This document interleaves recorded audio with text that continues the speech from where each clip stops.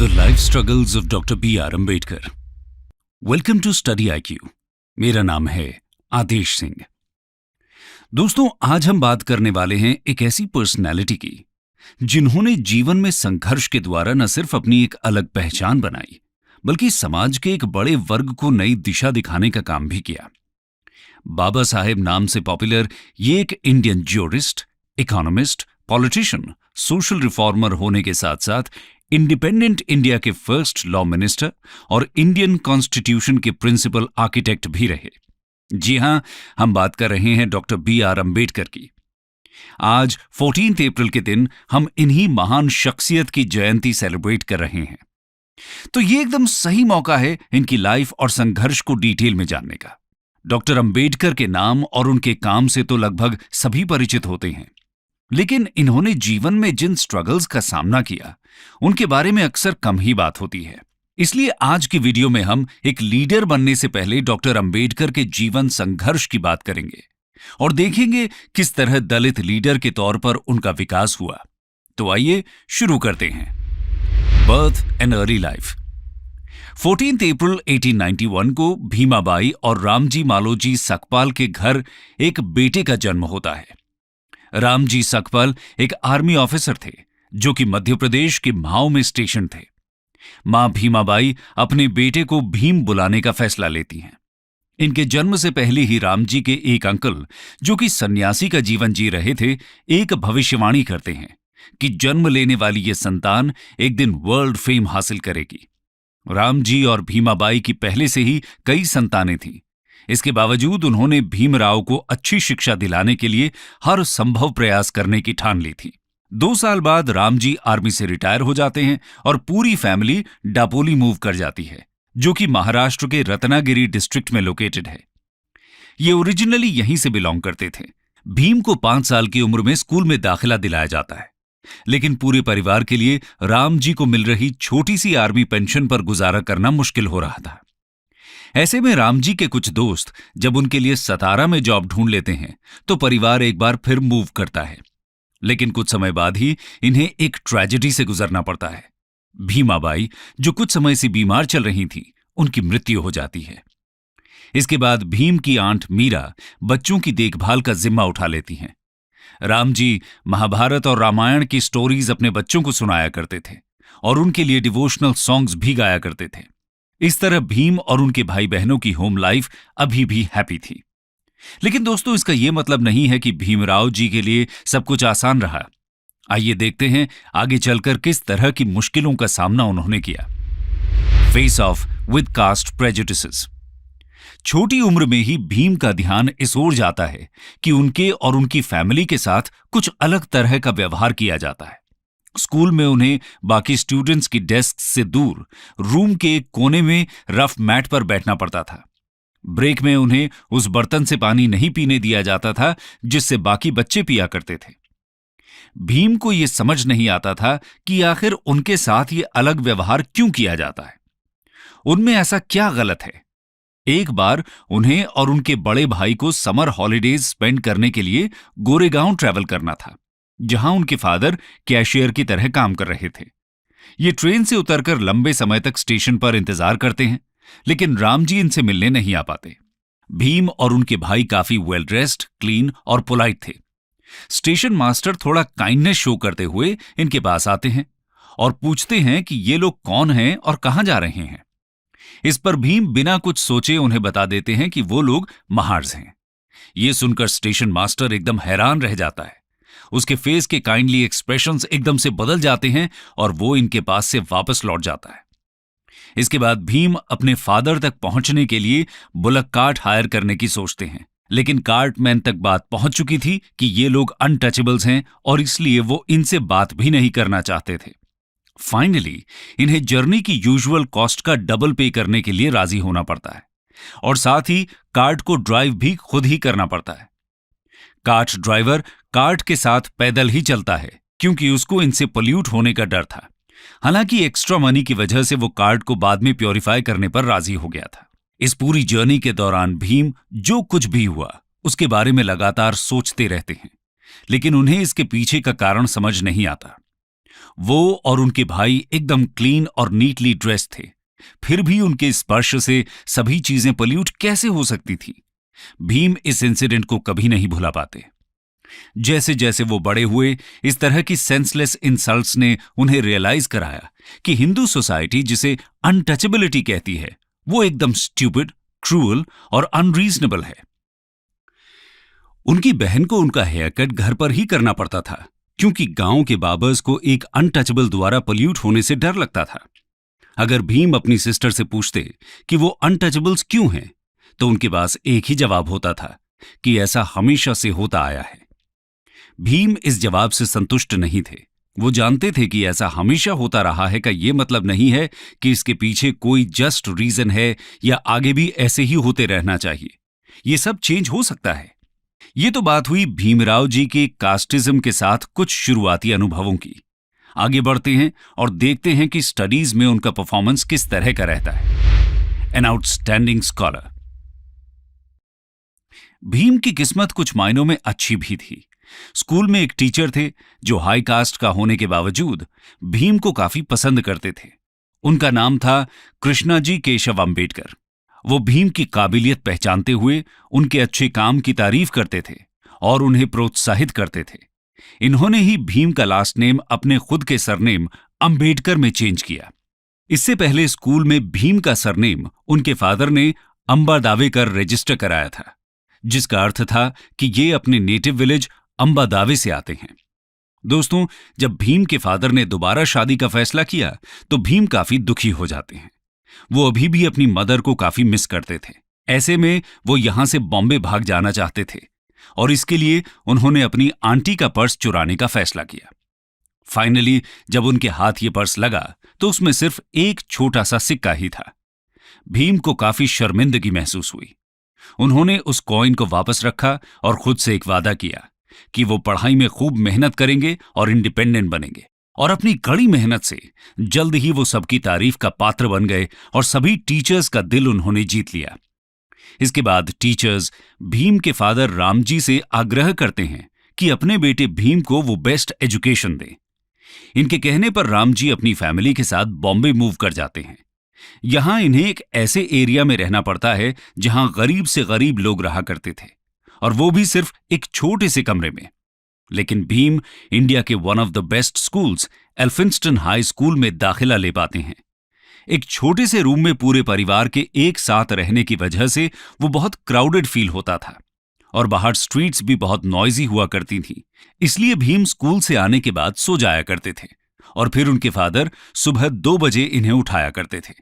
उस समय सब शांत होता था और भीम अपना होमवर्क और पढ़ाई पीसफुली कर सकते थे। इस बड़े शहर में जहां लाइफ विलेजेस से ज्यादा मॉडर्न थी, भीम पाते हैं कि उन्हें अभी भी अनटचेबल बोला जाता है और ऐसे ट्रीट किया जाता है जैसे कि वो बहुत अलग और खराब हैं।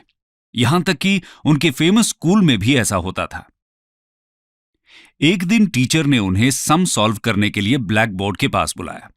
इस पर क्लास के बाकी सभी लड़के एकदम से खड़े हो गए और नाराजगी दिखाने लगे, क्योंकि ब्लैक बोर्ड के पीछे उनके लंच बॉक्सेस रखे हुए थे और उनका मानना था कि भीम उनके खाने को पोल्यूट कर देंगे। और जब भीम संस्कृत की शिक्षा लेना चाहते थे तो उन्हें कहा जाता है कि ये अनटचेबल्स के लिए फॉरबिडन है, इसलिए उन्हें पर्शियन पढ़नी पड़ती है। हालांकि आगे चलकर उन्होंने खुद से संस्कृत को भी सीखा। खैर, इसी बीच 17 साल की एज में भीम ने मैट्रिकुलेशन एग्जाम पास कर लिया। अपनी कम्युनिटी से वो ऐसा करने वाले पहले इंसान थे। उस समय अर्ली मैरिजेस कॉमन हुआ करती थी, तो इसी साल भीम की शादी रमाबाई से कर दी गई। भीम ने पढ़ाई में अपनी मेहनत जारी रखी और नेक्स्ट इंटरमीडिएट एग्जामिनेशन डिस्टिंक्शन के साथ पास किया। लेकिन अब इससे आगे रामजी स्कूल फीस पे करने में असमर्थ महसूस कर रहे थे। ऐसे में भीम के एक शुभचिंतक ने बड़ौदा के महाराजा गायकवाड़ को भीम की रिकमेंडेशन भेजी। शाहू महाराज ने इन्हें मंथली स्कॉलरशिप ग्रांट कर दी। इस स्कॉलरशिप की हेल्प से भीमराव 1912 में अपनी बीए पास कर लेते हैं और इसके बाद उन्हें सिविल सर्विस में एक जॉब दे दी जाती है। लेकिन सिर्फ 2 हफ्तों के बाद ही उन्हें वापस बॉम्बे अपने घर जाना पड़ता है, क्योंकि रामजी बहुत बीमार पड़ गए थे और कुछ समय बाद ही उनका स्वर्गवास हो जाता है। इसके बाद 1913 में दोस्तों भीमराव को आगे पढ़ने का मौका मिलता है। दरअसल बड़ौदा के महाराजा एक स्कीम शुरू करते हैं जिसके तहत कुछ आउटस्टैंडिंग स्कॉलर्स को फर्दर स्टडीज के लिए अब्रॉड भेजा जाना था। भीमराव भी इसमें सिलेक्ट किए जाते हैं, लेकिन उन्हें एक अग्रीमेंट साइन करना पड़ता है जिसके अनुसार अपनी स्टडीज फिनिश करने के बाद 10 साल इन्हें बड़ौदा स्टेट को सर्व करना था। इस तरह 1913 में भीमराव यूएसए चले जाते हैं और न्यूयॉर्क में स्थित वर्ल्ड फेमस कोलंबिया यूनिवर्सिटी से पढ़ाई करते हैं। इनके मेन सब्जेक्ट्स इकोनॉमिक्स और सोशियोलॉजी थे। 2 साल के अंदर वो एमए की डिग्री हासिल कर लेते हैं और अगले ही साल अपनी पीएचडी थीसिस भी कंप्लीट कर लेते हैं। इसके बाद वो कोलंबिया छोड़कर इंग्लैंड चले जाते हैं और वहां London school of economics join कर लेते हैं। हालांकि उन्हें कोर्स पूरा होने से पहले ही लंदन छोड़ना पड़ता है क्योंकि स्टेट ऑफ बड़ौदा द्वारा दी गई स्कॉलरशिप एक्सपायर हो जाती है। भीमराव को 3 साल का इंतजार करना पड़ता है लंदन वापस जाकर अपनी पढ़ाई पूरी करने के लिए। खैर, उससे पहले बात करते हैं वापस इंडिया आकर उनके किस तरह के एक्सपीरियंसेस रहते हैं। रिटर्न टू इंडिया, नाइटमेयर इन बड़ौदा। दोस्तों, जैसा कि तय हुआ था, भीमराव बड़ौदा को सर्व करने के लिए वापस आ जाते हैं। उन्हें बड़ौदा सिविल सर्विस में एक शानदार जॉब दी जाती है। भीमराव के पास अब डॉक्टरेट की उपाधि थी और एक टॉप जॉब के लिए वो ट्रेन हो रहे थे। लेकिन इस सब के बाद भी उन्हें हिंदू कास्ट सिस्टम के वर्स्ट फीचर्स का सामना करना पड़ता है। ये अब और ज्यादा मुश्किल था क्योंकि वो पिछले 4 साल से देश से बाहर रह रहे थे, अनटचेबल के लेबल से एकदम फ्री और दूर। जिस ऑफिस में वो काम कर रहे थे वहां कोई भी उन्हें फाइल्स और पेपर्स हाथ में नहीं देता था। सर्वेंट उनकी डेस्क पर फाइल्स फेंक दिया करता था, ना ही उन्हें पीने के लिए पानी दिया जाता था। रिस्पेक्ट देना तो बहुत दूर की बात है, और ये सब सिर्फ और सिर्फ उनकी कास्ट की वजह से। भीमराव जी को रूम के लिए बहुत से होटल्स के चक्कर लगाने पड़ते हैं, लेकिन कोई भी उन्हें रूम देने के लिए तैयार नहीं होता। आखिर में उन्हें एक पारसी गेस्ट हाउस में रहने की जगह मिलती है, और वो भी तब जब उन्होंने अपनी कास्ट को सीक्रेट रखने का फैसला कर लिया था। यहां उन्हें बहुत ही अनकंफर्टेबल कंडीशंस में रहना पड़ता है। भीमराव जी उम्मीद कर रहे थे कि अपनी सिविल सर्विस जॉब के थ्रू वो रहने के लिए कोई और जगह जल्द ही ढूंढ लेंगे, लेकिन इससे पहले ही एक दिन सुबह जब वो काम के लिए निकल ही रहे थे, गुस्साए हुए लोगों का एक गैंग उनके कमरे के बाहर लाठियों के साथ खड़ा था। ये लोग भीमराव जी पर होटल को पोल्यूट करने का इल्जाम लगाते हैं और धमकी देते हैं कि शाम तक यहां से निकल जाएं, वरना ऐसे में भीमराव क्या करते? वो बहुत ही मिजरेबल और रिजेक्टेड फील करते हैं। कोई और चॉइस न होने के कारण नई जॉब के सिर्फ 12 दिन बाद ही उन्हें बॉम्बे वापस लौटना पड़ता है। बॉम्बे में वो एक छोटा सा बिजनेस शुरू करने की कोशिश करते हैं जिसमें वो लोगों को इन्वेस्टमेंट पर एडवाइस देते हैं, लेकिन कस्टमर्स को जैसे ही उनकी कास्ट के बारे में पता चलता है, ये बिजनेस भी फेल हो जाता है। यानी काबिलियत भले ही कितनी भी हो, सिर्फ एक कास्ट के लेबल की वजह से भीमराव जी को हर जगह अवहेलना और तिरस्कार का सामना करना पड़ रहा था। दोस्तों, इसके बाद भीमराव जी की लाइफ का एक नया फेज शुरू होता है। आइए जानते हैं उसके बारे में। Bhimrao rise as a leader of India's untouchables. 1918 में भीमराव बॉम्बे के सिडेनम कॉलेज में लेक्चरर बन जाते हैं और यहां स्टूडेंट्स के बीच एक ब्रिलियंट टीचर और स्कॉलर के रूप में उनकी एक पहचान बन जाती है। इसी समय उन्होंने एक मराठी न्यूज़पेपर मूक नायक की शुरुआत भी की, जो कि अनटचेबल्स की आवाज बनता है। भीमराव जी ने कॉन्फ्रेंसेस ऑर्गेनाइज और अटेंड करना भी शुरू किया, क्योंकि वो जान चुके थे कि दलित्स की सफरिंग को पब्लिसाइज करने की जरूरत है और उनके इक्वल राइट्स के लिए फाइट करना भी जरूरी है। उनकी खुद की जिंदगी ने उन्हें इस संघर्ष की अहमियत समझा दी थी। 1920 में अपने कुछ दोस्तों की मदद से भीमराव लंदन वापस जा पाते हैं और एलएसी में अपनी स्टडीज कंप्लीट करते हैं। इसके साथ ही वो ग्रेज इन में बैरिस्टर की पढ़ाई के लिए भी एनरोल कर लेते हैं।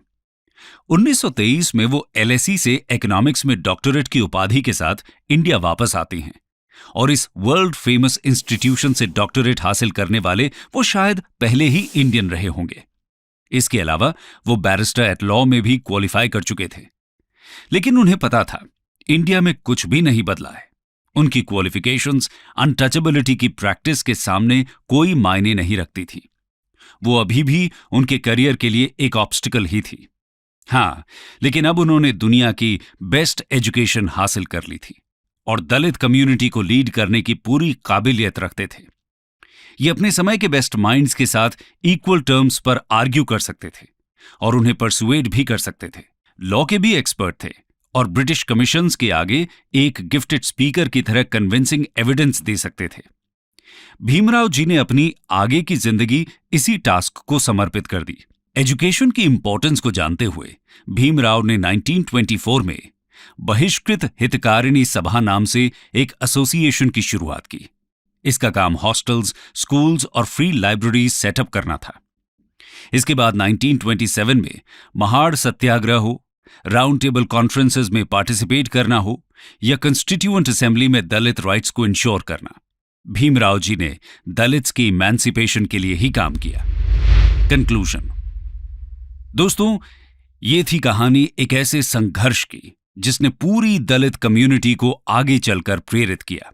डॉक्टर भीमराव अंबेडकर न सिर्फ दलित्स के लीडर बने, बल्कि सभी वल्नरेबल कम्युनिटीज के राइट्स की बात उन्होंने की।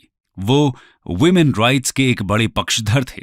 उन्होंने अपने जीवन में आई कठिनाइयों से कभी हार नहीं मानी, बल्कि उन्हीं की प्रेरणा से एक लीडर के रूप में खुद को विकसित किया। ऐसी महान शख्सियत को आज उनकी जयंती पर हमारा शत शत नमन।